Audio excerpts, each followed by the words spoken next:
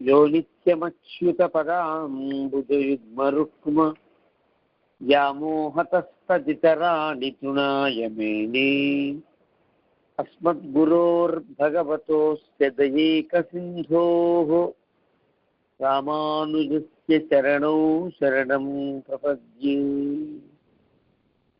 శ్రీవైష్ణవశిరోభూషా శ్రీరామానుజపాదుకా శ్రీవాసూలకులోత్తంసః శ్రీదాశరథిరేధతాం. నిశ్చక్రే భక్తనగరే ధాటీ పంచకముత్తమం రామానుజార్యసచ్ఛాత్రం వందే దాశరథిం గురుం. భగవద్బంధులారా, భగవద్ రామానుజ సహస్రాబ్దిని పురస్కరించుకుని మనం ప్రారంభించినటువంటి రామానుజ స్తోత్ర వాగ్మయం కావచ్చు, రామానుజులు మనకు అనుగ్రహించినటువంటి నవరత్నాల వంటి స్తోత్రాల ప్రబంధాల యొక్క లేదా భాష్యముల యొక్క వాంగ్మయం యొక్క వివృతిని తెలుసుకోవడం కావచ్చు. ఆ క్రమంలో మనందరి యొక్క ఆలోచనల మేరకు ధాటి పంచకాన్ని ప్రారంభించుకోవడం జరిగింది. ధాటి పంచక స్తోత్రాన్ని అనేక కారణాంతరాల చేత ఒక 3 శ్లోకాలని అనుసంధానం చేసుకుని సెకండ్ 2 శ్లోకాలు మళ్ళీ మనం చాలా కాలం తర్వాత కలవలసినటువంటి అవసరం ఉంది. మేము రామానుజుల సంకల్పం ఈ మరళ్ళు మనకి ఇవ్వండి. ఈ తక్కిన 3 శ్లోకాలని మళ్ళీ నెమరు వేసుకునే ఒక ప్రకటిత అవకాశాన్ని కలిగించారు. మనకు ఉండేటువంటి ధాటి పంచకం యొక్క క్రమంలో ఈనాటి 4వ శ్లోకం పూర్తిగా యజ్ఞోపవీతానికి సంబంధించిన శ్లోకం. వరుసగా మనకు తెలుసు, మొదటి శ్లోకంలో భగవద్ రామానుజుల యొక్క వైభవాన్ని, వారు అనేక మందితో అనేక రకాల దర్శనాల వారితో, పాషండులు కావచ్చు, చార్వాకులు కావచ్చు, బౌద్ధులు కావచ్చు, జైనులు కావచ్చు, మాయావాదులు కావచ్చు, వారందరినీ వారి వారి సిద్ధాంతాల్లో ఉండేటువంటి ఆ లోపాలని సవరిస్తూ వారిలో దురుసుగా తారస్యంగా ఉండే వాళ్ళ విషయంలో వారు ప్రవర్తించే, వారికి తగినట్లుగా ప్రవర్తించే విధానంతో వారందరినీ జయించడం, వారు స్వయంగా మహాక్షేత్రంలో, దివ్యక్షేత్రంలో ఒక జగద్ధ్వజంలా ప్రకాశిస్తూ ఉండడం అనేది మనం మొదటి శ్లోకంలో మనం తీసుకున్నాం. 2వ శ్లోకంలో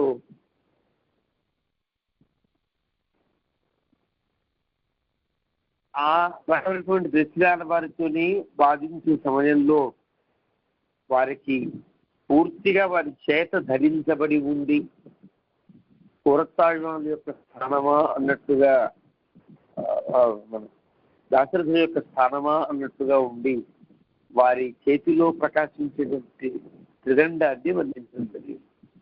ఎప్పుడైనా వర్ణించేటప్పుడు ఆ వర్ణించబడే వారి యొక్క ఆశ్రమాన్ని బట్టి లేదా వారి యొక్క విధానాన్ని బట్టి వారికి ఉండే ప్రధానమైనటువంటి అంశములు కీర్తించబడితే అది కూడా ఆ వర్ణి కూడా గుర్తించబడినట్లు లెక్క అవుతుంది. ఉదాహరణకి భగవంతుడిని కీర్తించాలి అనుకున్నప్పుడు భగవంతుడి చేతిలో ఉండే శంఖమును, చక్రమును, గదను, పద్మమును వీటిని కీర్తించడం కూడా కీర్తనలో భాగమే అయినట్లుగా భగవద్ రామానుజుల్ని మనం స్మరించగానే మనకు వారి నిలువెత్తుగా రెపరెపలాడేటువంటి వారి యొక్క విజయధ్వజం గుర్తొస్తుంది. కాబట్టి ఆ విజయధ్వజమే త్రిదండం కాబట్టి ఆ త్రిదండాన్ని కీర్తిస్తారు. అది పాషండులైనటువంటి పర్వతాలకి వజ్రదండం లాంటిది. ప్రచ్ఛన్న బౌద్ధులు, మాయావాదులు అంటే వేదవాక్యులు కుదృష్టులుగా ఇద్దరినీ విడదీస్తే ఆ కుదృష్టులుగా ఉండే వారి యొక్క వారే ఒక పెద్ద మహాసముద్రం అయితే ఆ సముద్రాన్ని మధించేటువంటి బంధపర్వతం లాంటి ఒక చల్ల కవ్వం లాంటిదని వేదాంత దర్శనాన్ని, వేదాంత సారాన్ని హాయిగా మనకు చూపించేటువంటి ఒక దీపదండం, ఒక కాగడాయికి చూపిస్తే పైనున్న వస్తువులని మనకు బాగా కనిపించినట్లుగా ఆ రకంగా కనిపించేటువంటి ఒక దీపదండం లాంటిది అంటూ మనకి త్రిదండాన్ని వర్ణించడం జరిగింది. మరి అదే త్రిదండాన్ని అది కేవలం దర్శనాల స్థాపన కోసం, ఆయా భాష్య కుదురుస్తూ నిరసించడం కోసం ఆ త్రిదండం ఉపయోగపడితే, ఇక్కడ 3వ శ్లోకంలో అది భగవద్రామ నడవడికకు చాలా గొప్ప అనుబంధమై ఉన్నది అని, ఆ దండనే మన పట్ల మనకి అది ఒక చారిత్రాన్ని ఉద్ధరిస్తుంది.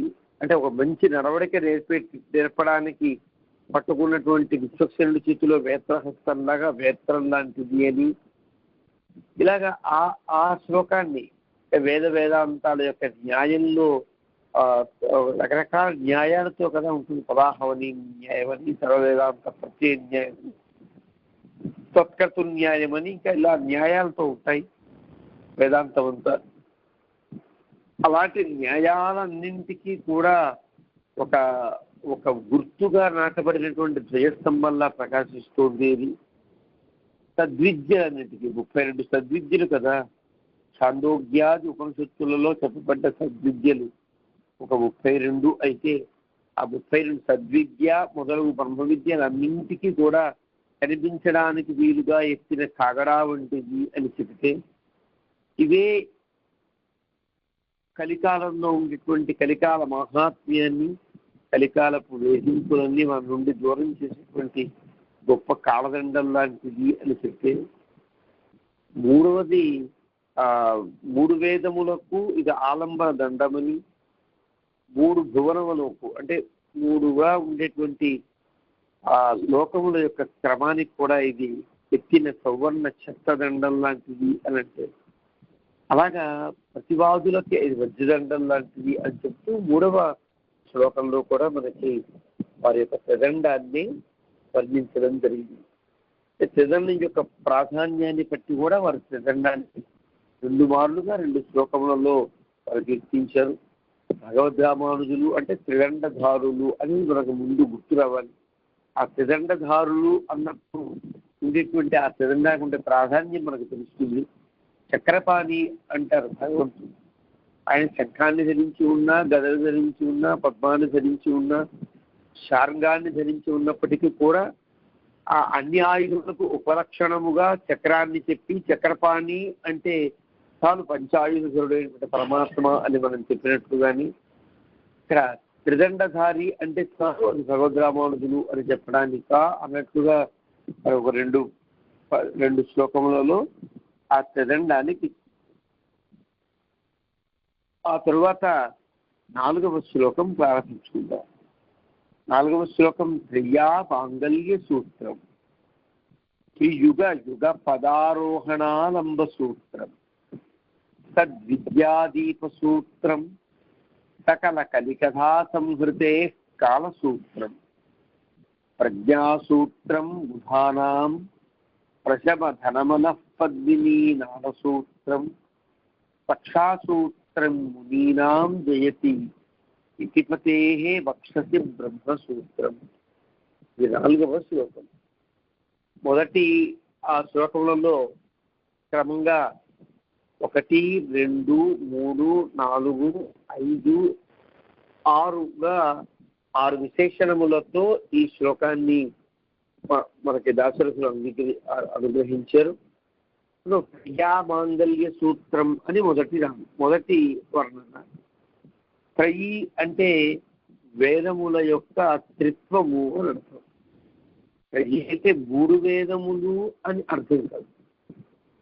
3 వేదములు అని అర్థం కాకుండా 3 వేదములు, 3 వైదిక సారస్వతములుగా లేక సరస్ప్రవాహములుగా ఏర్పడ్డ 3 వేదములు అని చెప్పాలి. 3 వేదములు అంటే అర్థం అంటే 3 రకములుగా ప్రవర్తించింది వేదవాణి. 4 వేదములు కూడా 3 రకములుగా ప్రవర్తించేవి. అంటే ఋక్కుమయంగా, సామమయంగా, యజుర్మయంగా. అంటే అర్థం మనకి లౌకిక సాహిత్యంలోనే సాహిత్యం ఎన్ని రకాలుగా ఉంటుంది అంటే 3 రకములుగా ఉంటుంది అని చెప్తారు. ఒకటి పాద వ్యవస్థ కలిగి ఉన్నటువంటి పద్య ప్రబంధము, పద్య సారస్వతము అని అంటారు. రెండవది పాద వ్యవస్థతో నిమిత్తం లేకుండా వచనములే అనేక రకాల అలంకారములతో అనేక రకాల అనుప్రాసలతో నడుపుతున్న దానికి గద్య ప్రబంధములు అని అంటారు. కొన్ని శ్లోకములు కొన్ని గద్యములు ఎక్కువ భాగం గద్యాత్మకమై తక్కువ భాగం పద్యాత్మకమై ఉండేటట్లుగా ఉండేటువంటి ఒక సారస్వత ప్రక్రియను ప్రవాహాన్ని శంపు అని అంటారు. లౌకిక వాంగ్మయం అంతా కూడా ఎన్ని వేల గ్రంథములు ఉన్నప్పటికీ ఎన్ని వేల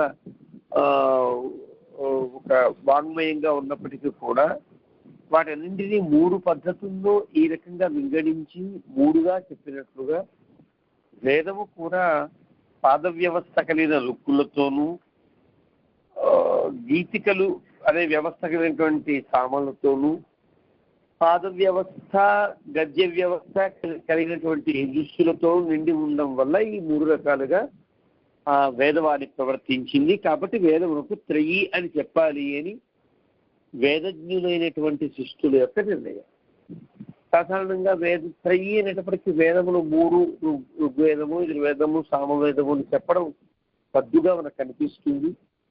అది ఒక కోణంలో తప్పు కాకపోయినా సరి అయినటువంటి అర్థంగా దీన్ని ఇలా తీసుకోవాలి అని పెద్దలు మనకి నిర్ణయించినటువంటి విధానం. ఆ క్రమంలో త్రయీ అంటే వేదములు అని అంటారు. దాన్ని స్త్రీలింగ వాక్యం చేయడం వల్ల త్రయం అనకుండా త్రయీ అనడం చేత వేదను ఒక వేదకాంతగా మనకి పరిగణిస్తారు. వేదం అంతా కూడా ఒక స్త్రీమూర్తి అనమాట, లక్ష్మీ స్వరూపము అని గతంలో మనం చెప్పుకున్నాం.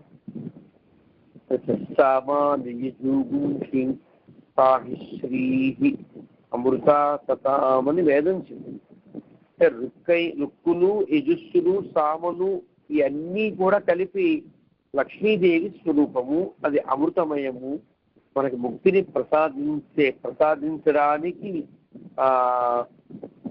సహకరించే, ఉపకరించే, పురుషకరించే లక్ష్మీ స్వరూపముగా, అమృత స్వరూపంగా మనకి పెద్దలు వేదము చెప్పిన దాన్ని పెద్దలు మనకి వ్యాఖ్యానించారు. అట్లా త్రయీ అంటే లక్ష్మీదేవి అనుకుందాం. లక్ష్మీదేవి అనుకోకుండా త్రయీ అంటే వేదకాంత అని అనుకుంటున్నాం, శృతికాంత అని. ఈ వేదకాంత ఒకే భగవంతుణ్ణి, ఒకే దైవాన్ని తనకు భర్తగా కలిగింది. వేదవేద్యుడు ఒక్కడే, చాలా మంది వేదవేద్యులు ఉంటారు. వేదవేద్యుడు అంటే వేదములచే హార్దముగా తెలియపడేవాడు ఒక్కడే అయినప్పుడు ఆ వేదవేద్యుని యొక్క ఉపాసించే వేదవేద్యును వివాహం చేసుకున్నటువంటి వివాహిత స్త్రీగా వేదమునకు కూడా ఒకే భర్త ఉంటుంది. అంటే పాతివ్రత్యంచడన రీతిలో వేదములన్నింటికీ వేదవేద్యులైన పరమాత్మ ఒక్కడే అని చెప్పడం కోసం త్రయీ అనేటువంటి స్త్రీలింగ వాచకం చేసుకుని అమ్మవారిగా పరిగణించారు. సాధారణంగా మాంగళ్య సూత్రం లేని దశలు 2 రకాలుగా ఉంటాయి. భర్త ఉండి లేకుండా పోయినప్పుడు, ఇంకా భర్త తన జీవితంలోకి, భర్త అనేవాడు తన జీవితంలోకి అడుగు పెట్టక ముందు, ఈ 2 రకాలుగా మనకి ఒక స్త్రీ మెడలో మంగళసూత్రం ఉండదు. అది వివాహంతోనే మాంగళ్యం ప్రారంభమవుతుంది. కాబట్టి వివాహం కాక మునుపు, మాంగళ్యం కట్టక మునుపు ఉండేటువంటి స్థితిలో కూడా రకరకాలుగా భర్తలను ఊహించుకునే అవకాశం అమ్మాయికో, ఆ అమ్మాయికి భర్తలుగా ఎన్నుకుందామనే ఆలోచన తండ్రి తల్లులకో ఉండొచ్చు. ఉదాహరణకి ఒక వివాహం కాని స్త్రీని ఈ అబ్బాయి అయితే బాగుంటాడేమో అని ఆ తల్లిదండ్రులు మాట్లాడారు. ఆ అబ్బాయితో వివాహం కాకపోవచ్చు. అమ్మాయికి మరొక పెళ్లి చూపులో మరొక వారి ఆలోచనలో సాగచ్చు. చాలా మందితో మన అమ్మాయికి వివాహం చేస్తే బాగుంటుంది అనే ఆలోచనతో ఒక భావన పద్ధతిలో కూడా ఒక ఒక ఒక వ్యభిచార దృష్టికి సంబంధించినటువంటి ఒక ఆలోచన సాగచ్చు.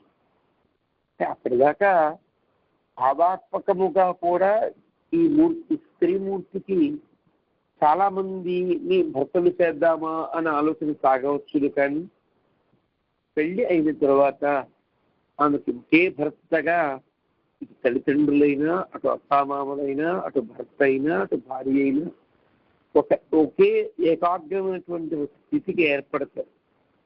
కాబట్టి ఈ స్థితి వేదకాంతకు ఉండేటువంటి స్థితి కూడా భగవంతుడికే తన సర్వాన్ని అర్పించుకుని భగవంతుడి పట్ల ఆకారత్రయ సంపన్నగా ఉండగలిగేటువంటి స్థితిలో ఉండే స్త్రీకి ఆవిడ ఇలాంటి స్త్రీని చెప్పడానికి మాంగళ్యం ఎంత గొప్పది, మాంగళ్యం ఎంత అవసరమైనది మనం గుర్తిస్తే అలాంటి వేదకాంతకు మాంగళ్యము వంటిది అని అంటారు. మనకి పూరతాళ్వాన్ల యొక్క కీర్తన చేస్తూ మన పెద్దలు శ్రీవత్సజన్మనిశ్రేభ్య నమ ఉక్తి మధీమహి యదుక్తయ త్రయీకంఠే యాతి మంగళసూత్రతామని కీర్తిస్తారు. ఆ స్త్రీ మెడలో నీకు ఈమె భర్త, ఇతడే నీ చేత ప్రతిపాదించబడువాడు, బడినవాడు, తగినవాడు అంటూ వేదమునకు ఒక మాంగళ్యము కట్టినట్లుగా పూర్వతాళ యొక్క శ్రీసూక్తులన్నీ కూడా వేదకాంతకు మెడలో కట్టిన మాంగళ్యములా ఉన్నాయి అని కీర్తిస్తారు. అంటే స్త్రీ యొక్క పాతివ్రత్యాన్ని కాపాడినటువంటి మహానుభావులుగా వేదములకు ఒక మాంగళ్యమును ప్రసాదించిన తండ్రి స్థానంలో మన పూర్వతాళ వాళ్ళు కనిపిస్తారు. అని వారి కీర్తనలో ఆ రకంగా మన అనుసంధానం చేసుకున్నారు. అది సుగోష్ఠి విషయంగా ఉంటుంది. ఆ రకంగా ఇక్కడ కూడా త్రయ్యా మాంగళ్య సూత్రం, త్రయీ అనేటువంటి ఒక వైదిక వేదకాంతకు మెడలో మెరిసేటువంటి మాంగళ్య సూత్రం ఎలాంటిదో, మాంగళ్య సూత్రం ఏదో ఆ మాంగళ్య సూత్రమే మా రామానుజుల యొక్క హృదయమునందు వక్షస్థలము పైన బ్రహ్మసూత్రముగా ఉన్నది అని చెప్పడం. ఇక్కడ త్రయీ అన్నప్పుడు వేదకాంత అని మనం వ్యాఖ్యానించినట్టుగానే వేదకాంతను మన వైపు నుంచి వేదమాత అనడం వేదంలో మనకు కనిపిస్తుంది.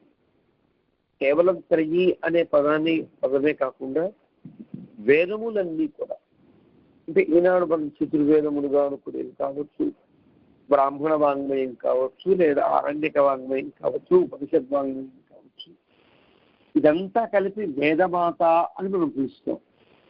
తల్లి మనకి పాలిచ్చి పెంచినట్లుగా, తల్లి మనల్ని ప్రసవించినట్లుగా, తల్లి మనకి సర్వాధారము అయినట్లుగా వేదము కూడా మనకి సర్వాధారమై క్షీరదమై తర్వాత మనకి జన్మకు కారణమై ఉంటుంది.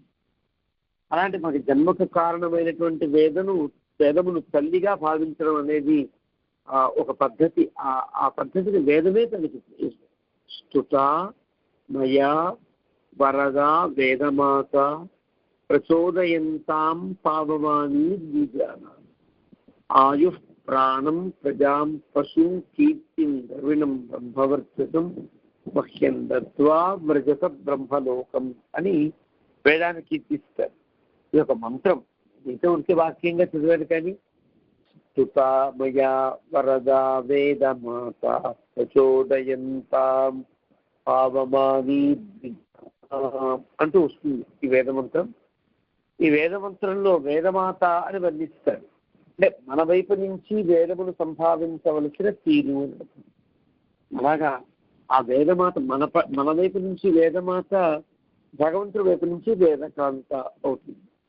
కాంత అంటే కమనీయమై ఆకర్షణీయమై భగవంతుడికి ఎప్పుడు కూడా ఆనందాన్ని కలిగించేటట్టుగా ఉండేది అర్థం. ఆ రకంగా త్రయీ వేదమాతకు వేదకాంతకు మెడలో ప్రకాశించేటువంటి మాంగళ్య సూత్రము వంటిది అని చెప్పాలి. ఆ రకంగా ఆ మాంగళ్యమే భగవద్ రామానుజ వక్షస్థలంలో మనకి ప్రకాశించేటువంటి యజ్ఞ సూత్రం. రెండవది త్రియుగ యుగ పదారోహణాలంబ సూత్రం ఒక పాఠం ఉన్నది. త్రియుగ పదయుగారోహణాలంబ సూత్రం అని రెండవ పాఠం. రెండు పాఠములు కూడా పెద్దల యొక్క అనుసంధాన క్రమంలో ఉన్నవే కాబట్టి ఒక్కొక్క దానికి విడివిడిగా తెలుసుకునే ప్రయత్నం చేద్దాం. త్రియుగ పదయుగారోహణాలంబ సూత్రం అని అంటే త్రియుగము వాటి పదయుగము అని అర్థం. ఇప్పుడు త్రియుగము అంటే మూడు రెళ్ళు. త్రియుగము, యుగము అనే పదానికి జంట అని అర్థం. మూడులో జంట అంటే మూడు రెళ్ళు 6 అనే ఒక అర్థాన్ని నడిపిస్తుంది. 6 ఏది? జ్ఞాన బల ఈశ వీర్య తేజశక్తులు. జ్ఞాన బల ఐశ్వర్య వీర్య శక్తి తేజస్సులు అని మనం కీర్తించేటువంటి భగము అని ఏదైతే ఉన్నదో ఆ భగముడు రెండుగా అంటే ఉదాహరణకి జ్ఞానబల ఐశ్వర్యములు వీర్య తేజశక్తులుగా మనం కనుక విడదీసుకుంటే ఈ 2 యుగములుగా ఉండేది త్రియుగంగా ఉండేటువంటి అవి భగము అని తెలవాలి. స్థానమైన వాడు పదము అంటే స్థానమైన వాడు త్రియుగ పదం అంటే భగవంతుడు. త్రియుగ పదహ అంటే భగవంతుడు. పదశబ్దానికి స్థానము తేజము గమనాంగము అని 3 రకాలుగా మనం చెప్పినట్టుగా ఈ పదము అంటే స్థానము అంటే ఈ 3 రెండ్ల గుణములకు భగమునకు పదస్థానమై ప్రకాశించే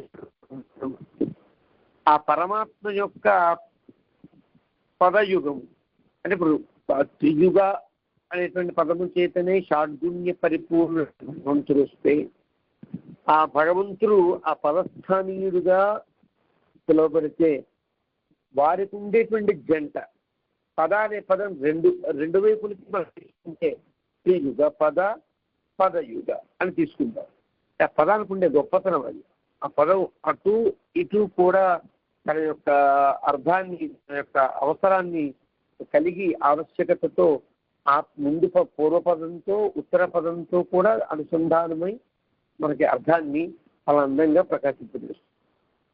భగవంతుడు ఒక్కడు అటు శ్రీదేవి భూదేవితో కూడి ఉండి శ్రీపతిగా భూపతిగా కూడా ఈ ఇద్దరికీ తను అధిష్టానీయుడై ప్రకాశించినట్టుగా మధ్యలో ఉండే పదశబ్దం కూడా ఇటు త్రియుగానికి అటు యుగానికి కూడా ఒక అనుసంధానమై ఒక ప్రకాశిస్తూ ఆ రకంగా త్రియుగ పదుడు భగవంతుడు.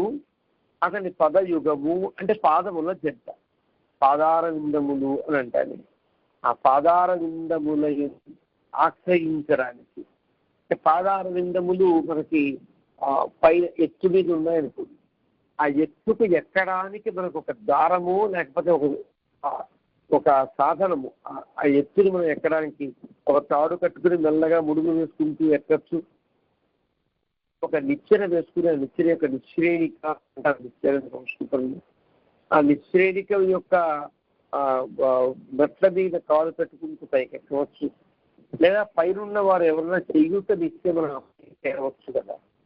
అలాంటి ఆ పాదార విందముల స్థానాన్ని మనం ఆశ్రయించడానికి ఒక ఆలంబ సూత్రంగా ఆలంబ సూత్రం అంటే ఎక్కడానికి వీలుగా మనకు చేయూతనిచ్చే సూత్రం.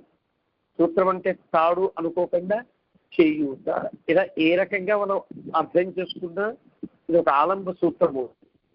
ఎక్కడానికి ఎక్కి ఆ పదయుగాన్ని ఆశ్రయించడానికి వీలుగా మనల్ని ఉద్ధరింపజేసేటువంటి ఒక సూత్రం ఉంటే ఆ సూత్రంగా భగవద్ రామానుజుల యొక్క అక్షస్థలంలో ఈ యజ్ఞ సూత్రం ప్రకాశిస్తుంది. సూత్రం యతిపతే వక్షసి బ్రహ్మసూత్రం జయతి. త్రియుగ పదయుగారోహణాలంబ సూత్రం యతిపతే వక్షసి బ్రహ్మసూత్రం జయతి అని మనం అన్వయించుకోవాలి. ఆ రకంగా త్రియుగ పదయుగారోహణాలంబ సూత్రం అంటే ఈ రకమైనటువంటి పాఠానికి ఈ రకమైన అర్థాన్ని మనం చెప్పుకున్నాం. రెండవది త్రియుగ యుగపదారోహణాలంబ సూత్రం. ఇప్పుడు త్రియుగము అంటే 3 రెళ్ళు అని అర్థం కదా. 3 రెళ్ళు 6 అయింది. దాని యుగ పదము అన్నాం అనుకోండి, అంటే ఆ 6 అంటే ఇప్పుడు 6 3 రెళ్ళు 6, 2 6లు 12. ఈ 2 6లు 12, ఈ 12 అనేది దేన్ని తెలియజేస్తుంది అంటే దాశరథుల మదిలో ఏముందో మనకు తెలియదు కాబట్టి, దాశరథులు అంటే మొదలయాండాన్ స్వామి ఏ రకమైన భావనతో దాన్ని అనుగ్రహించారో మనకు తెలియదు. వచ్చినప్పుడు కేవలం అది కనుక త్రియుగ పదయుగారోహణాలంబ సూత్రం అంటే ఒక అర్థం చెప్పుకోవాలి. అంటే 12 లేదండి. త్రియుగ పదయుగారోహణాలంబ సూత్రం అంటే ఇందాక మనం చెప్పుకున్నట్లుగా షాడ్గుణ్య పరిపూర్ణుడైనటువంటి పరమాత్మ యొక్క పదాలంబనకు పదారవిందముల యొక్క జంటను మనం పొందడానికి వీలుగా ఉండే ఆలంబ సూత్రము అని చెప్పుకోవాలి.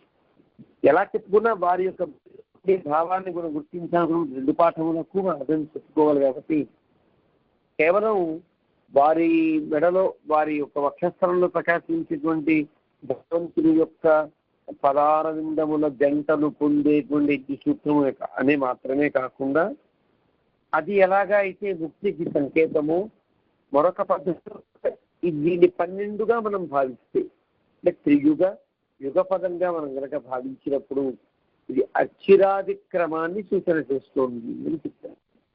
అర్చిరాదిక్రమంలో అర్చిన్యులు అనే వారి సంఖ్య మనకి 12 కనిపిస్తుంది కదా. ముక్త అర్చిర్ దిన పూర్వపక్ష షడుదం మాస అబ్ద వాత అంశుమతు గ్లౌ విద్యుత్ వరుణేంద్ర ధాతృ అనేటువంటిది క్రమంగా 12గా మనం పెద్దలు ఒక అనుసంధానం చేస్తారు. నడైపెర వంగి పగలొడినాళ్ అనేటువంటి పాసురంలో మనకి దేశికులు ఈ సంఖ్యను కూడా స్పష్టం చేస్తారు. ఎలాగ 12గా దాన్ని మనం గుర్తించాలో, ఆ లోకములేవో ఆ లోకముల యొక్క అర్చిన్యుల యొక్క గౌరవాలు మనకి ఈ ముక్త పురుషులకు ఎట్లా లభిస్తాయో వారు ఆ అర్చిరాది దీనిలో వారు చాలా అందంగా మనకు వివరిస్తారు. ఈ అర్చిరాది గతిని ముక్తుడు అధిరోహించడానికి వీలుగా కూడా ఇది ఆలంబనమై ఒక నిశ్రేణికగా లేక ఒక చేయూతగా మనకి ఈ సూత్రం మనకు ఉపకరిస్తుంది అని చెప్పడం తాత్పర్యం. 12 దశలను దాటుకుంటూ 12 అర్చిర్లోకాలని వారు చేరడం, ఆ లోకంలో ఉండేటువంటి ఆ లోక వ్యక్తుల ద్వారా, లోక అధినాయకుల ద్వారా గౌరవాన్ని పొందడం లాంటిది అర్చిరాదిక్రమంలో మనం చూస్తాం. ఆ అర్చిరాదిక్రమంలో చూసేటువంటి పద్ధతిలోనే యుగ పద ఆరోహణ ఆలంబ సూత్రం. ఆ యుగ పదము అన్నప్పుడు ఈ అర్చిరాదిక్రమము అని గుర్తించవలసి ఉంటుంది. ఆ రకంగా త్రియుగ పదయుగారోహణాలంబ సూత్రం బ్రహ్మసూత్రం యతిపతే వక్షసి జయతి. అలాంటి ఒక గొప్ప యజ్ఞ సూత్రం రామానుజుల వారి యొక్క వక్షసీమలో ఉంటుంది అని చెప్తారు. తర్వాత ఇంకా 3వ విశేషణంగా సద్విద్యాదీప సూత్రం. సద్విద్యా దీపదండం అని ఒక సదండాన్ని అందించారు. మరి అదే ఒక మాటతో ఇక్కడ సద్విద్యా దీప సూత్రం అని అన్నారు. మనం గతంలో చెప్పినటువంటి అర్థమే కాబట్టి సంక్షిప్తంగా చెప్పే ప్రయత్నం చేద్దాం. సద్విద్య అంటే 2 అర్థాలు. ఒకటి చాలా గొప్ప విద్య అని ఒక అర్థం, అంతేకాకుండా సత్ అనేటువంటి భగవంతుడికి సంబంధించిన వేదాంత విద్య అని 2వ అర్థం. 3వది నామవాచకంగా తీసుకుంటే ఛాందోగ్యంలో సద్విద్య అనే పేరుతోనే సర్నామక భగవంతుడి యొక్క వివరణగా ఇచ్చేటువంటి వేదాంత వాక్యముల సముదాయం ఛాందోగ్యంలో మనకు కనిపిస్తుంది. వాటికి సద్విద్య అనే పేరు ఉంది. కాబట్టి ఈ 3 రకాలుగా మనం సద్విద్యని మనం చెప్పుకునే అంటే సద్విద్య చాలా గొప్ప విద్య, మంచి విద్య, లేదా సద్విద్య భగవంతుడికే సంబంధించినటువంటి విద్య, లేదా ఛాందోగ్యం ప్రతిపాదించినటువంటి అద్భుతమైనటువంటి వేదాంత రహస్యం, ఉపనిషత్ రహస్యంగా సద్విద్యని మూడు రకాలుగా తీసుకుంటే ఆ సద్విద్య మనకి అర్థం కావడానికి సద్విద్య భౌగోళికమైన ఒక ప్రాకృతికమైనటువంటి ఒక చీకటి ఏర్పడినా ఆ సద్విద్య గ్రంథంలో ఉండే అక్షరాలు మనకు కనిపించకపోవచ్చు, లేదా మన కంటిలో ఏదన్నా ఒక దోషం ఉన్నా కంటి దోషాన్ని బట్టి కూడా గ్రంథంలో ఉండే అక్షరాలు వాటి ఉండే తత్వం మనం అర్థం చేసుకోలేకపోవచ్చు. అలాంటప్పుడు ఈ రెండు రకాల చీకటికి రెండు రకాల దీపములు అవసరం ఉంటాయి. అంటే కంటికే దీపాన్ని కలిగించే, అంటే కంటిలోనే సహజ సిద్ధంగా ఉండే వెలుగుని తీసేటట్లుగా ఉపకరించే ఉపనిషత్తువి మనకి దీపముల వంటివి. లేదు చీకటిలో మనం కూర్చున్నప్పుడు ప్రాకృతికంగా ఏర్పడే చీకటి వల్ల కనిపించని వాటిది ఒక దీపదండం కనుక పట్టు, అంటే దండ దీపము లేక దీపదండము అని అంటారు. అంటే అర్థం కాగడా వంటిది. ఈనాడు మనకి ఆ కాగడాల అవసరం ఉండదు కాబట్టి ఈనాడు అడ్డంగా మనకి ఒక దండంలా ట్యూబులైట్లు కూడా దీపదండాలే అని పిలుస్తాం. ఈనాటి వ్యవహారాన్ని బట్టి కూడా ఒక కర్రలాగా ఉంటుంది మనకి ఈ ట్యూబులైట్ అనేది కూడా దీపదండమే అని పెద్దలు చమత్కరిస్తారు. దీపదండం అంటే అర్థం ఒక ఆలంబన కర్రకి ఏర్పడిన దీపం, అది ఎటు కావాలంటే మనం తిప్పుకోవచ్చు. స్థిరంగా పెట్టినటువంటి దీపము, స్థిరంగా పెట్టిన అగ్నిహోత్రము మనకి అక్కడి నుంచి కదల్చడం కష్టమవచ్చేదో, కానీ ఒక చేతిలో ఒక పరికరాన్ని కట్టుకుని పరికరాన్ని కనుక నిప్పుని కనుక మనం చుట్టుకుని కాల్చుకుని మనం ఎటు కావాలంటే అటు తిప్పుకునేటట్లుగా మన అవసరానికి లేక మన ఆచరణకు లేక మన అభీష్టానికి తగినట్లుగా తిప్పుకునే దడ్డం దీపదండము అంటారు. దీపదండాన్ని మనం కనుక కొంచెం అర్థంగా మనం చెప్పుకుంటే మన చేతిలో టార్చ్ లైట్ లాంటిది దీపదండం, లేదా అప్పట్లో కాగడా వంటిది దీపదండం. అలాంటి సద్విద్యకి మనకి అనుగుణముగా మన అభీష్టం తగినట్లుగా ఆవశ్యకముగా మనకి ఒక వెలుగును కలిగించి అక్కడ ఉండేటువంటి అజ్ఞానపు చీకటిలో లేకపోతే ప్రాకృతికమైనటువంటి చీకటిలో పోగొట్టేట్లుగా ఉపకరించే ఒక జ్ఞానదీప దండముగా, సద్విద్యా దీపదండముగా, దీపసూత్రముగా, అది దండం అన్నట్లుగా ఇది సూత్రము అని అంటాం మనం. సూత్రం అనే పదానికి ఒక అర్థం ఏంటి అంటే మనకి కావలసిన లేదా మనము ఏదైతే పొందాలనుకుంటున్నామో పొందాలనుకునే వాటి సముదాయములకు కూడా సూత్రము అని సంస్కృతంలో పేరు. మరి అలాంటి వాటికి ఒక దీప సూత్రము ఇది. అంటే అలాంటి సముదాయమును మనకి పొందించేటువంటి ఆ సముదాయమును పొందడానికి మనకి జ్ఞానప్రదమైనటువంటి ఒక సూత్రముగా దీన్ని మనం చెప్తాం. అంటే సద్విద్యాదీప సూత్రము అని పిలువబడుతుంది. ఇక తర్వాత 4వ విశేషణంగా సకల కలికథా సంహృతే కాలసూత్రం. అక్కడ సకల కలికథా సంహృతే కాలదండం అంటూ మనం అక్కడ చెప్పుకున్నాం. మనకి 3వ శ్లోకంలో సకల కలికథా సంహృతే కాలదండం అని చెప్పుకుంటాం. ఆ దండం అనేటువంటి స్థానంలో సూత్రము అని చెప్పుకుంటే సరిపోతుంది. దీనికి కాలసూత్రం అంటే కాలుడు అంటే ఎగుడు అని. కాలుడు అంటే పరమాత్మకు కూడా పేరు. సరే, పరమాత్మకు అనేటువంటి పేరుని మనం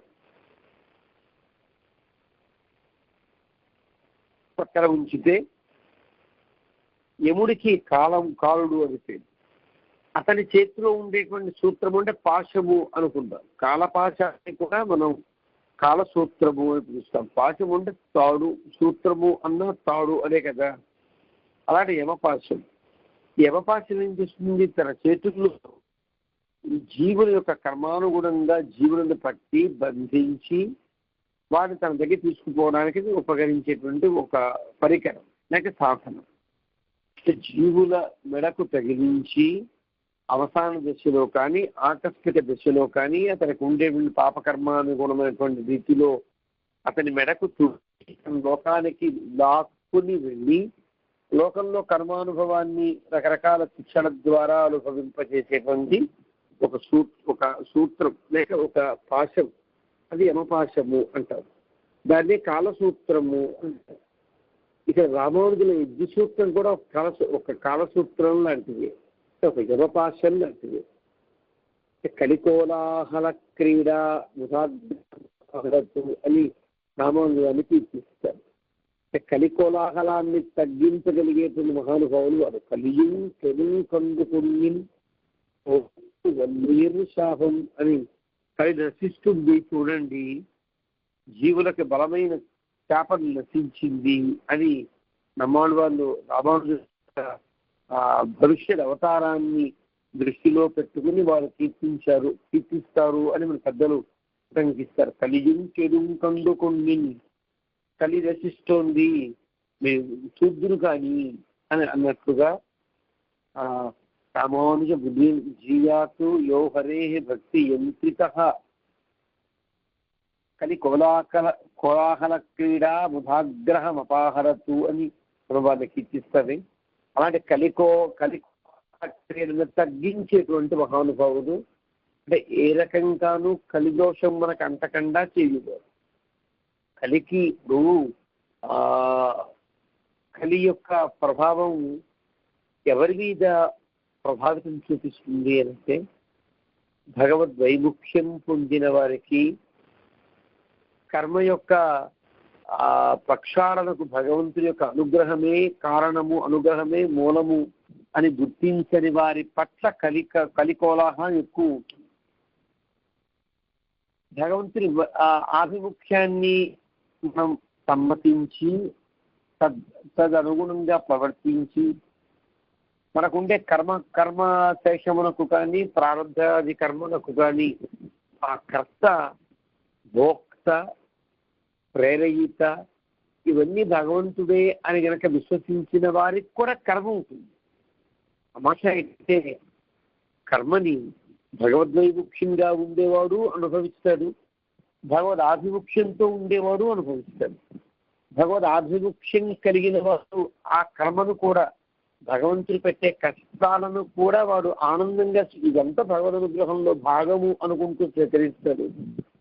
కేవలం కర్మబద్ధుడైనటువంటి వాడు భగవంతుణ్ణి దీనికి అనుగుణంగా నిందిస్తూను, పక్షపాతి అంటూను, లేదా భగవంతుడి మీద ఉండే కసిని మరింతగా పెంచుకుంటూను, లేదా భగవంతుని యొక్క మాటే లేకపోతే ఏదో ఒక నా కర్మ కొద్ది దొరికిందని అనిపించడము, లేదా కర్మను కూడా విశ్వసించిన వాడు నాస్తికుడైతే వాడు అనుభవిస్తుంటాడు. అనుభవించేటువంటి కర్మ భగవద్వైముఖ్యం వల్ల ఆ కర్మ మరింత బాధాకరమై ఉంటుంది. అదే కర్మ కనుక భగవద్ ఆభిముఖ్యం కలిగి ఉంటే మనం ఆ కర్మను అనుభవిస్తున్నా కష్టం మనకి శారీరకంగా తెలుస్తున్నప్పటికీ కూడా ఏముంది భగవంతుని యొక్క అనుగ్రహం. ఇష్యానుగ్రహితం ఇచ్చామి కష్ట విత్తం హరామ్యహం అన్నాడు. ఎవరిని రక్షించాలనుకుంటానో వారి దగ్గర ఉండేటువంటి ఐశ్వర్యం మొత్తాన్ని అయ్యేసుకుంటా, మరింత కష్టాలు పాలు చేస్తా అంటూ మనం ఆ భగవంతుడే చెప్పాడు అని నమ్ముతాం. ఎప్పుడైనా ఆ బంగారం మంచిదో కాదో తెలుసుకోవాలి అనుకున్నప్పుడు ఒక ఆకురాతి, ఒక గీటురాయి మీద బంగారాన్ని సానపెట్టి లేదా ఒక 4-5 గీతలుగా గీసినప్పుడు బంగారం కూడా ఒత్తిడికి గురవుతుంది. ఒత్తిడికి గురైన తర్వాత ఆ ఒత్తిడికి గురైనటువంటి తర్వాత కూడా తన సహజత్వాన్ని ప్రకటిస్తే అది బంగారము అని అంటారు. కారప్పుడు గిటురాయి మీద దాని యొక్క రేఖలు సరిగ్గా లేనప్పుడు, గిటురాయి మీద గీసిన తరువాత ఆ బంగారపు వన్నె ఇప్పుడు ఆ స్వర్ణకారుడు కానీ స్వర్ణ నిర్ధారకుడు కానీ ఇది బంగారం కాదు అనో ఇది బంగారం అనో గుర్తిస్తాడు. భగవంతుడు కూడా ఒక స్వర్ణ నిర్ధారకుడు. అతను ఏం చేస్తాడు, మనము అనేటువంటి బంగారాన్ని ఆ పైన ఉండేటువంటిది ఆ బంగారమా కాదా అనిపించేటట్టుగా ఉండేదాన్ని గీటుగాది మీరు గీసినప్పుడు మన కనుక ఆభిముఖ్యం ఒక సక్రమంగా నియతిగా ఉన్నప్పుడు అతను ఆ బంగారాన్ని చూసి రాసినప్పుడు గీటురాయి మీద రాసినప్పుడు కలిగేటువంటి ఆ రకమైనటువంటి బాధ ఎలాంటిదో బంగారానికి మనకు కూడా తాను స్వీకరించదలుచుకున్నప్పుడు గీసేటువంటి ఈ ప్రారంభ కర్మాది ఆ కర్మల యొక్క దుఃఖం ఏది, కర్మ క్లేశం ఏదైతే ఉందో ఆ క్లేశం కూడా అలాంటిది అని పెద్దలు చెప్పారు. అంటే ఈ క్లేశం అనుభవిస్తే భగవంతుడు హాయిగా తాను స్వీకరించి మెడలో వేసుకుంటాడు హారంగాను, లేక భుజాలకు కట్టుకుంటాడు భుజబంధంగాను, లేదా నెత్తి మీద పెట్టుకుంటాడు కిరీటంగాను, లేక పాదాలకు చురుక్కుంటాడు ఒక కడియంగాను. ఆయన ఇష్టం కదా. మనం బంగారం కావాలి అంటే, మనం సువర్ణులం కావాలి అంటే, ఆ సువర్ణులం మనం కావడానికి వీలుగా, తాను విశ్వసించడానికి వీలుగా, తాను పరిగ్రహించడానికి వీలుగా మనం ఏదో ఉండేటువంటి దోషాన్ని కూడా తను పోగొట్టి దోష అదర్శిగా లేక దోషభోగ్యునిగా తాను ఈ వాత్సల్య పరిపూర్ణుడై మనల్ని స్వీకరిస్తాడు. కాబట్టి ఇక్కడ ఉండేటువంటి ఈ కాలపాశం ఏదైతే ఉన్నదో, ఈ కాలపాశం కూడా అలాంటి కలికోలాహల క్రీడ బుధాగ్రహం అపాహరతు అని చెప్పినట్టుగా భగవద్ రామానుజులు మనం స్వీకరిస్తారు. వారి ఈ కలి యొక్క బాధల్ని తొలగిస్తారు అని చెప్పడం. అంటే భగవంతుడి యొక్క అనుగ్రహం ఆధిముఖ్యం పొందినప్పుడు ఆ కష్టం మనకి అనుభవిస్తున్నా ఇదంతా భగవంతుడి యొక్క ప్రసాదం అనుకోవాలి అనుకున్నప్పుడు ఆ కర్మని మనం పాటించే పద్ధతి వేరుగా ఉంటుంది.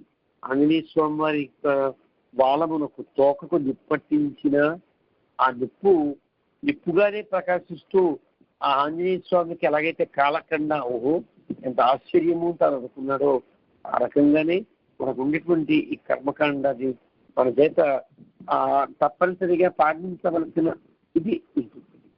ఆ పాటించే పద్ధతిలో భగవంతుడు ఆధిపత్యం పొందినప్పుడు మనకు ఉండేటువంటి కర్మని మనం ప్రార్థ కర్మను ప్రార్థం పరిభుజ్య అని కదా ఆ ప్రార్థాన్ని అనుభవిస్తూ ఉంటాం. అనుభవిస్తున్న ఒక కష్టం మనకి దేహానికి తెలిసేటట్టుగా ఉంటుంది. తెలిసినా అది మనం భగవంతుడు స్వీకరించడానికి యోగ్యులం అవుతాం. అలాంటప్పుడు భగవద్ రామానుజుల యొక్క అనుగ్రహం కూడా చరమపరమనిష్టాత్మకంగా కనుక రామానుజులు మన ఆచార్యులైనటువంటి రామానుజుల యొక్క అనుగ్రహాన్ని పొందితే కనుక ఆ కష్టం కూడా కష్టంగా లేకుండా ఇష్టముగా మారి భగవంతుడు మనకి చేత అనుభవింపజేసే అన్ని కర్మల్ని కూడా మనం హాయిగా యాక్సెప్ట్ చేసేస్తాం. మన కులశేఖరులు చెప్పింది అదే కదా, ఎక్కడ పడేస్తావో అక్కడ పడేయి, ఎక్కడ పడేసినా నరకేవా నరకాంతక ప్రకావం దివ్వా భోగావమాస్తు వాస, ఈ యొక్క పాదారంగాన్ని స్మరించాలి అని కదా మనకి భగవంతుడు కులశేఖరులు కీర్తిస్తారు. ఎక్కడ ఉన్నా ఆ కర్మని ఎలా అనుభవింపచేసినా అనుభవింపచేవయ్యా, ఎక్కడ ఉన్నా నీ ప్రారంభంలో ఎందు భక్తిని పోకుండా చెయ్యి అని ప్రార్థిస్తానే ఆ ప్రార్థన రామానుజులను ఆశ్రయించిన వారికి స్థిరంగా సఫలమై ప్రకాశిస్తుంది అని చెప్పడం కూడా మనకి సకల కలికథా సంహృతే కాలసూత్రం. ఆ రకంగా మనకు ఉండేటువంటి కలికోలాహల క్రీడను సకలమైనటువంటి కలికథా సంహృతిని మనకి నశింపజేసి సంహృతిని మన పట్ల లేకుండా చేసేటువంటి ఒక పెద్ద అవకాశం లాగా పనిచేస్తుంది అని మనకి దీన్ని కాలసూత్రాన్ని వర్ణిస్తారు. ఈ 4. తర్వాత ప్రజ్ఞాసూత్రం బుధానా, ఇది ప్రజ్ఞాసూత్రం బుధానాం. ఈ ప్రజ్ఞాసూత్రం బుధానాం అంటే విద్వాంసులు అని. విద్వాంసులు అంటే కేవలం భౌతికమైన విజ్ఞానాన్ని పొందినవారో లేకపోతే ఉపదేశ ప్రధానంగానే జీవితాన్ని గడిపేవారో కాదు. బుధులు అంటే తాను తెలుసుకుని తాను ఆచరించి తనను ఆశ్రయించి ఉన్న వారి చేత కూడా ఆచరింపచేసేటట్లుగా 3 రకాల బాధ్యతలను నివర్తించేవారు కదా బుధులంటే. అలాంటి బుధానాం అలాంటి ఆచార్య స్థానీయులందరికీ కూడా ప్రజ్ఞాసూత్రం, వారి జ్ఞానమే ఒక బ్రహ్మసూత్రమా అన్నట్లుగా ఉంటుంది. అదే భగవద్ రామానుజుల యొక్క వక్షస్థీమలో అలరారేటువంటి సూత్రం. అంటే మహామహా విద్వాంసుల యొక్క వేదాంత తత్వ నిర్ణయము చేయగలిగినటువంటి బుధుల జ్ఞానమే సూత్రమా అన్నట్లుగా వారి జ్ఞానమే ఈ భగవద్ రామానుజ వక్షస్థీమలో ప్రకాశించేటువంటి ఒకనొక యజ్ఞ సూత్రము అని చెప్పారు. సాధారణంగా బుద్ధి ప్రజ్ఞ అంటే బుద్ధి అని పేరు. జ్ఞ అనే పదములకు తెలుసుకున్నది అంటే బుద్ధికి పేరు. చాలా బాగా వేదాంతంలో ఉండేటువంటి నిర్ణయాలని ఇది ఇంతే, ఇది నిర్ణయము అని చెప్పగలిగేటట్లుగా ఉండే ఒకనొక దశకి ప్రజ్ఞ అని పేరు. ప్రకృష్ట జ్ఞాన విధి, జ్ఞాన ఒక స్థితిని ప్రజ్ఞ అని పిలుస్తాం. దానికి మామూలుగా లౌకికంలో అయితే కనుక ప్రజ్ఞ ఒక రకంగా ఉంటుంది అని, ప్రకృష్టమతిగా ఉంటుంది అని, ప్రతిభ అనేదేమో నవనమోన్మేషశాలిని ప్రతిభగా ఉంటుంది అని రకరకాలుగా చెప్తారు. ఎప్పటికప్పుడు కొత్తగా ప్రకాశించేటువంటి బుద్ధి యొక్క స్థితిని ప్రతిభగా ఉన్నది. అది కాకుండా స్మృతి వ్యతీత విషయ మతి ఆగామి గోచర బుద్ధి తాత్కాలికీ ప్రోక్త ప్రజ్ఞ త్రైకాలికీ మత అని అంటారు. అని బుద్ధి యొక్క దశలని మన పెద్దలు నిర్ణయించేటువంటి ఒక సైద్ధాంతిక నిర్ణయం ఒకటి ఉన్నది. స్మృతి అన్నా బుద్ధి, మతి అన్నా బుద్ధికే పేరు, మనం అనుకునే బుద్ధి అన్నా బుద్ధికే పేరు, ప్రజ్ఞ అన్నా బుద్ధికే పేరు. అంటే ఏ దశలో దీన్ని ఇలా కీర్తించాలో మన పెద్దలు చెప్పారు. స్మృతి అన్నా అనుకోండి, స్మృతి అంటే వ్యతీత విషయ, ఇంతకుముందు జరిగిన విషయములన్నింటినీ గనక మనకి వ్యక్తికి తెచ్చుకుని మనకి చెప్పేటువంటి స్థితి ఏదైతే ఉన్నదో దానికి స్మృతి అని పేరు. ఇక మతి అంటే ఆగామి గోచర. నువ్వు ఈ పని చేస్తున్నావు, ఈ పని చేస్తే ఈ రకమైన ఫలితం వస్తుంది, ఈ రకమైన ఫలితాన్ని అనుభవించడానికి నీవు ఇట్లా రియాక్ట్ అవుతావు, ఇలా రియాక్ట్ అయినప్పుడు నీలో ఉండేటువంటి క్రోధాదుల యొక్క జననం చేత ఈ రకమైన దుస్థితిని పొందుతావు, ఈ రకమైన దుస్థితిని పొందినందువల్ల నువ్వు ఈ రకమైనటువంటి కర్మని అనుభవించవలసి వస్తుంది అంటూ మనం చేసే తప్పిదానికో మనం చేసే మంచికో దానికి అనుగుణంగా రాబోయే కాలంలో ఉండేటువంటి స్థితిగతులను, ప్రాప్తిని, ఫలితమును మనకి చెప్పగలిగేటట్లుగా ఉండేటువంటి ఆగామి గోచరమైనటువంటి స్థితికి మతి అని పేరుని మన పెద్దలు నిర్ణయిస్తారు. స్మృతి అంటే గతంలో జరిగిన విషయాల యొక్క విశ్లేషణాత్మక స్థితి. మతి అంటే రాబోయే కాలంలో ఉండేటువంటి స్థితిగతుల యొక్క వివరణాత్మకమైనటువంటి ఒక స్థితి అని మనం గుర్తించాలి. ఇంకా బుద్ధి అన్నాం. బుద్ధికి తాత్కాలికి ప్రోక్త, ఆ సమయానికి తగినట్లుగా మనకి తోచే ఉపాయం. ఒక పనికి ఒక సాధనం ఉన్నది, ఒక సాధనం తెచ్చుకున్నాం, ఆ సాధనంతో ఎంత చేసినా ఆ పని పూర్తి కావట్లా. అప్పుడు సాధనాంత దీనివల్ల మనకి దీని మనం పొందవచ్చు అంటూ ఒక చెట్టును కొట్టడానికో లేకపోతే ఒక దాన్ని పెకలించడానికో ఒక సాధనం అవసరమైంది అనుకుంటే ఆ అవసరంతో కనుక ఆ సాధనతో కనుక ఆ సాధ్యం నెరవేరినప్పుడు సాధనాంతరాన్ని వెతుక్కోవడం జరుగుతుంది. అలాంటి ఇది సాధనమా, ఇది సాధ్యము, ఇది సాధనము, ఇది సాధనాంతరము, ఇది మన యోగ్యతకి తగినటువంటి సాధనము అని చెప్పేటువంటి ఒకనొక స్థితికి మతి విశేషానికి ధి అని పేరు. అది తాత్కాలికి ప్రోక్త, వర్తమాన కాలానికి సంబంధించి. అంటే మనం కనుక జాగ్రత్తగా అనుకుంటే స్మృతి అనేదేమో భూతకాలానికి సంబంధించింది, మతి అనేదేమో భవిష్యత్ కాలానికి సంబంధించింది, బుద్ధి అంటే తాత్కాలికానికి అంటే వర్తమాన కాలానికి సంబంధించింది అని మనం కనుక ఒక స్థూలంగా మనం చెప్పుకుంటే, ఇంకా ప్రజ్ఞ త్రైకాలికీ మత. ప్రజ్ఞ అనేది గతంలో విషయాన్ని, వర్తమాన కాలంలో ఉండే విషయ విశ్లేషణాన్ని, రాబోయే కాలంలో వచ్చేటువంటి వాటి యొక్క స్థితి వివరాలని కూడా మనకి మూడు కాలంలో ఉండేటువంటి దాన్ని చెప్పగలిగే ఒకనొక మతి విశేషానికి ప్రజ్ఞ అని పేరు. ఈ ప్రజ్ఞ అంతా కలిపితే జ్ఞానము. ఈ జ్ఞానం కలిగినటువంటి వారు ఆచార్యులు కాబట్టి, ఆచార్య స్థానీయులు కాబట్టి, లేదా బుద్ధులు కాబట్టి బుధులకు ఉండేటువంటి ప్రజ్ఞ ఇదే అని చెప్పడం. రామానుజుల యొక్క మక్షసీమలో అక్షస్థలంలో అటునిటు దొర్లుతూ అలరారేటువంటి యజ్ఞ సూత్రమే మన పూర్వాచార్యులందరి యొక్క లేకపోతే పూర్వ మహర్షులందరి యొక్క లేదా బుధ సముదాయము యొక్క జ్ఞాన సూత్రముగా మనం చెప్పుకుంటాం. ఆ రకంగా ఇది ప్రజ్ఞాసూత్రం బుధానాం ప్రశమ ధనమన పద్మినీనాళ సూత్రం. ప్రశమ ధనమన పద్మినీనాళ సూత్రం. ధనము అంటే మనకు ఏదైతే మనం ఇది పొందితే నేను సార్థకుడును అవుతాను, దీనిని పొందితే నాకు సార్థకం ఏర్పడుతుంది అనుకుంటాము, దానికి ధనము అని ధన్యతను కలిగించున్నది కదా ధనం. ధనే భవం ధన్యం ఏదైతే ధన్యాన్ని కలిగిస్తుందో అది ధనము అని మనకి రెండు రకాలుగా మన పెద్దలు దాన్ని వివరిస్తారు. ధనము అంటే ఆ రకంగా అది ప్రశమ ధనము అన. ప్రశమ అంటే ప్రకృష్టేన శమము.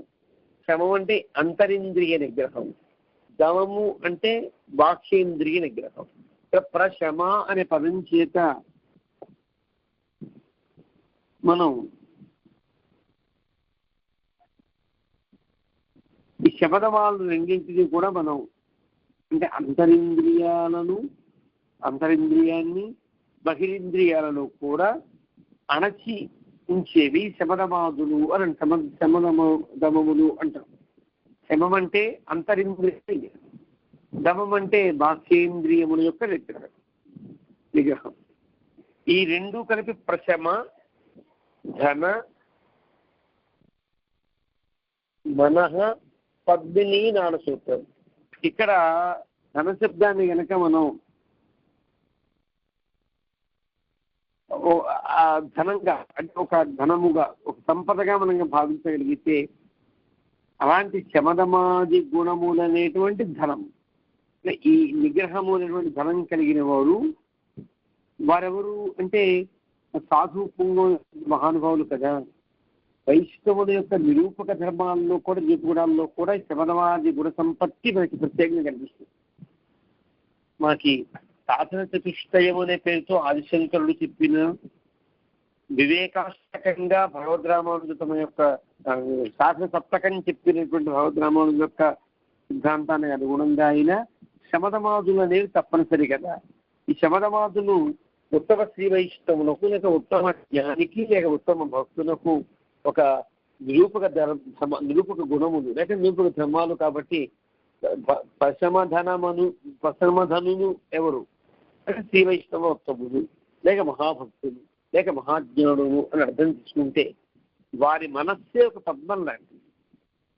కారణం ఆ పద్మం అంటే వారి జ్ఞానం అంతా లక్ష్మీ స్వరూపం కాబట్టి ఆ జ్ఞానాన్ని ఉండి పరిణతి పొందినటువంటి మన స్థితి కలిగిన వారు కాబట్టి ఆ మనస్థితి పద్మమే కాబట్టి లక్ష్మీదేవి స్వరూపం కాబట్టి లక్ష్మీదేవి ఎక్కడ ఉంటే ఆయన శ్రీ నివాసుడై తాను ఉంటాడు. కాబట్టి అలాంటి పద్మిని అంటే అలాంటి శ్రీ మహాలక్ష్మి జ్ఞానం అనేటువంటి శ్రీ మహాలక్ష్మి వారి యొక్క మనఃపద్మంగా ప్రకాశిస్తూ ఉంటుంది. అలాంటి ఆ పద్మమునకు ఒక నాళము వంటిది ఈ సూత్రం. అంటే ఒక పద్మం గనక నీటి నుండి అలాగా గంభీరాంభ సముద్భూత సముష్ట్రమాళ అని భగవద్ రామానుజులే చాందోగ్య శృతిని కప్యాస సమయంలో చెప్పినట్లుగా ఆ పద్మం బాగా వికసించాలి అంటే ఆ పద్మం ఎందు నివాసం ఉండే భగవంతుడు మరింత ఆనందించాలి అనుకున్నా ఆ పద్మం మరింత ప్రకాశించాలి అన్న ఒక ఈ నాళము ద్వారా తనకి ఆ పద్మానికి చేర్చబడేటువంటి ఆహార నీరు కావచ్చు లేదా ఇతర శక్తి కావచ్చు జీవన శక్తి కావచ్చు ఆ శక్తి ఒక నాళం ద్వారా ఏర్పడుతుంది. అలాగా బుధుల యొక్క లేక శ్రీ వైష్ణవ పుంగవుల యొక్క జ్ఞాన సముపార్జనకు మరింత జీవాన్ని కలిగించేటట్లుగా మరింత వారి వాంగ్మయం ద్వారా వారి జ్ఞానం మరింత సాఫల్యము సార్థకము పొందేటట్లుగా జ్ఞానధారను ప్రవహింపజేసేటువంటి మహానుభావులు అని మనకి గుర్తు చేయడానికి గుర్తుగా ప్రశమ ధన మనస్పద్మిని నాళ సూత్రం అని అంటారు. ఈ రకంగా అంటే ఇప్పుడు నాళము అంటే కాండము అని అర్థం. దేనికి కాండము అంటే పద్మములకు కాండము అర్థం. ఆ పద్మం ఏది అంటే మనస్సే పద్మము అర్థం. ఆ మనస్సు ఎవరిది అంటే ధనము కలిగిన వారి అర్థం. ఆ ధనం ఎట్లాంటిది అంటే శమదమ గుణ సంపత్తి. శమదమ గుణ సంపత్తి కలిగినటువంటి అదే ధనముగా కలిగినటువంటి మహాత్ములైన శివైష్ణవోత్తముల యొక్క మనస్సనే పద్మమునకు జీవమును ప్రవహింపచేసే నాళ సూత్రము వంటిది. భగవద్ రామానుజుల యొక్క వక్షసీమలో అలరారేటువంటి యజ్ఞ సూత్రము అని చెప్పారు. అని ఇంత అందమైనటువంటి భావంతో మనకి ప్రశమ ధనవనస్పద్మిని నాళ సూత్రము అని వివరించారు. తర్వాత మునీనాం రక్షాసూత్రం. ఇక్కడ మునులు అంటే కేవలం పూర్వకాలపు మహర్షులు అనుకోవడం తప్పేం కాదు, కానీ దానికంటే స్వారస్యమైనటువంటి అర్థం ముని మననశీలస్యాత్ అని సూత్రం శాస్త్రం కాబట్టి ముని అంటే మననశీలుడు ముని అని. ఎప్పటికప్పుడు ఆ తత్వాన్ని భగవదాభిముఖ్యాన్ని లేదా అర్ధపంచకాన్ని నెమరు వేసుకుంటూ ఉండేవాడు, లేదా ఎప్పటికప్పుడు ద్వయమంత్రాన్ని అనుసంధానం చేస్తూ ఉండేవాడు, ఎప్పటికప్పుడు భగవంతుని యొక్క గుణ సంపత్తిని నిత్యము సతతం కీర్తయంతో మాం అని మనకి గీతాచార్య స్వామి గీతాచార్యులు చెప్పినట్టుగా ఎప్పుడు భగవంతుని యొక్క గుణగణ సంకీర్తనమే జీవితంగా కలిగిన వాడు.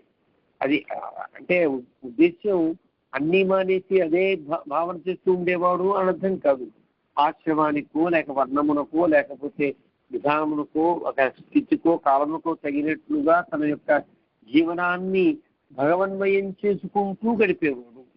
తాను చేసేటువంటి డ్యూటీ భగవత్ సేవ అని భావించడం, తాను శరీరాన్ని అలంకరించుకోవడం భగవన్ మందిరానికి అలంకరించుకోవడం అని భావించడం, తన స్నానం చేస్తున్నా లేదా ఇతర మరిటువంటి అలంకారములు చేసుకుంటున్నా ఇవన్నీ భగవన్ మందిరంతో నేను చేసేటువంటి అలంకారములు, ఈ రకమైనటువంటి భావంతో స్నానం చేయడం వీడు మానక్కర్లా, ఆ స్నానం తన కోసం అనుకోకుండా ఉంటే చాలు, ఏదో ఇంకోటేదో తన మానక్కర్లా, తన కోసం కాకుండా భగవంతుని నివసించి ఉండే మందిరాన్ని శుద్ధి చేసుకుంటా భగవంతుని యొక్క నివాసం ఉండేటువంటి ఈ శరీర మందిరాన్ని అలంకరించుతా భగవంతులకు నివాసముగా ఉండే ఈ శరీర మందిరాన్ని మరింత పుష్టిగా మనం ఉంచుకుంటా అనే భావనతో కనుక వీడు జీవనయాత్ర కొనసాగించడం అనేది కూడా ఎప్పుడు మననశీలత అనే అర్థమే ఏర్పడుతుంది.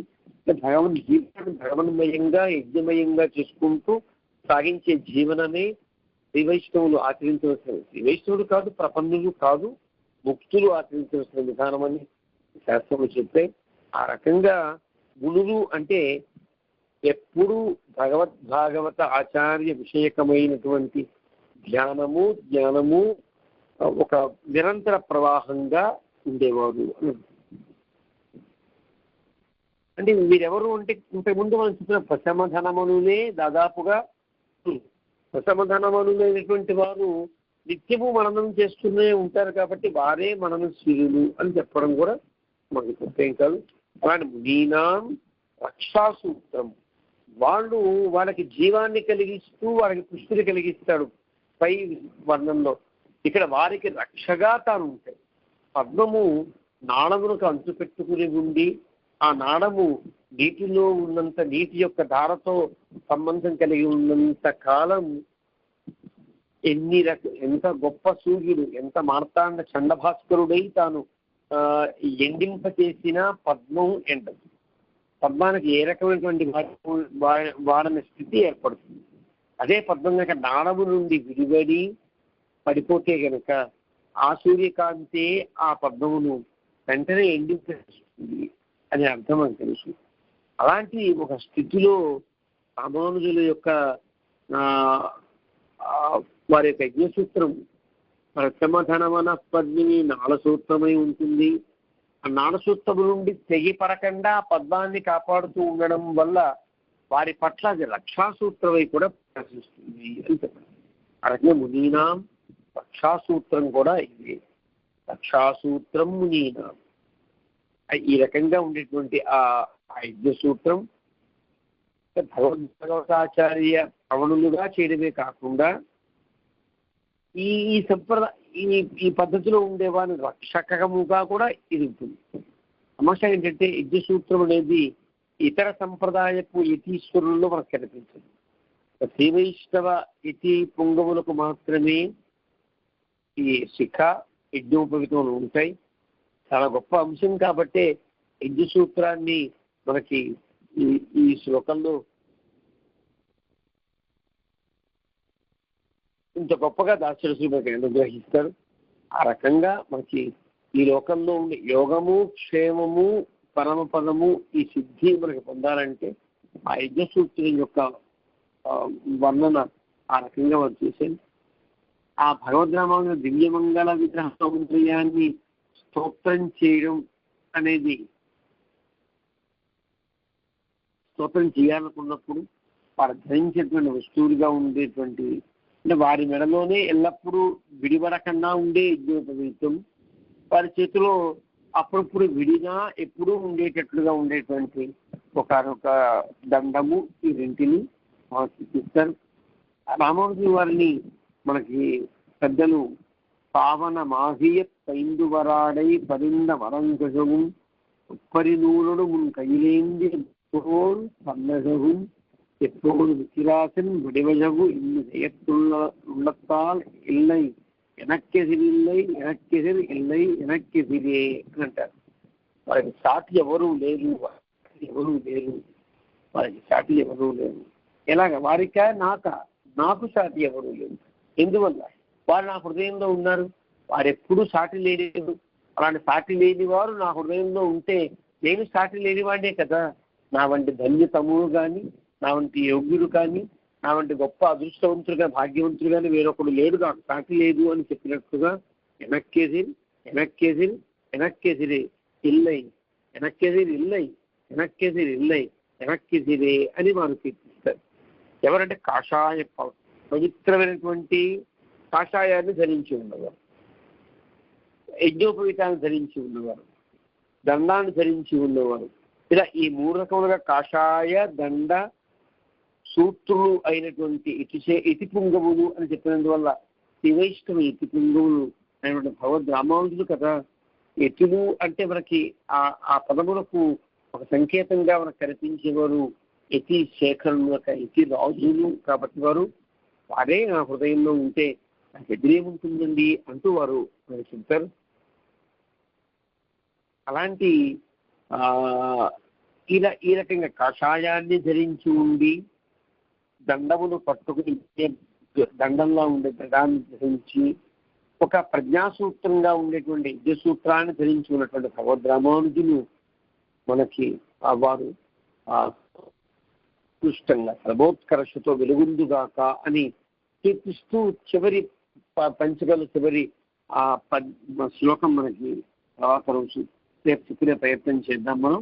అలాంటి ఒక అద్భుతమైనటువంటి యజ్ఞ సూత్రాన్ని, త్రిదండాన్ని, కాషాయమును ధరించినటువంటి భగవద్ రామానుజులు ఈ వైష్ణవ కులోత్తంసులు మనని అనుగ్రహించడానికి అవతరించిన భగవంతుని యొక్క సాక్షాత్తు జ్ఞానస్వరూపం అనేటువంటి భగవద్ రామానుజులు మనందరినీ సదా అనుగ్రహించుగాక అని స్వామి యొక్క జనానందం యొక్క దివ్య సన్నిధానంలో ప్రతిపాదన చేస్తూ వారిని కీర్తించగలిగే గొప్ప అవకాశం, వారిని ఆ కీర్తనని విశ్లేషించగలిగే గొప్ప యోగ్యత ప్రసాదించినటువంటి మొదలయ్యండా దాన్ని అనువదించి మాకు అందించిన పెద్దలందరి యొక్క శ్రీపాదాలను ధ్యానం చేస్తూ శ్రీ నారాయణ శ్రీమతే రామానుజాయ.